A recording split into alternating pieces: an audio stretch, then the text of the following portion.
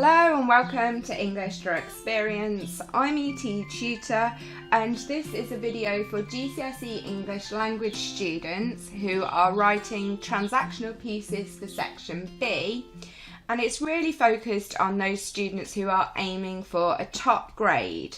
So these are my top tips on how to achieve that. The first thing is, in terms of language devices, some are relatively easy for students to grasp.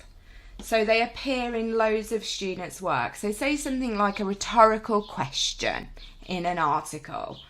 Loads of students are going to do that, and that's great.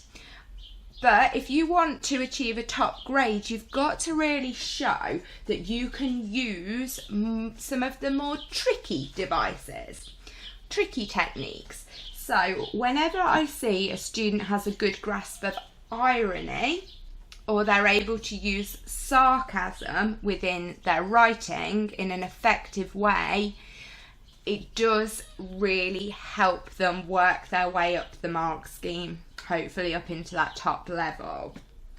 The other thing that I would suggest if you're aiming for a high grade is to possibly think about a different take on something. So I was looking at a question earlier that said something like, the government should help people by advising them on what to eat. Discuss your views on this question.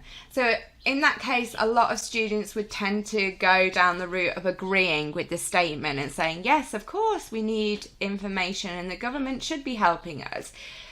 Whereas students aiming high often do have the ability to go the other way and provide an interesting and entertaining piece that goes against a statement.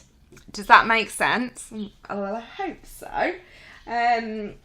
If you have any questions, don't hesitate to get in touch. Try to include that irony. Try to include that sarcasm.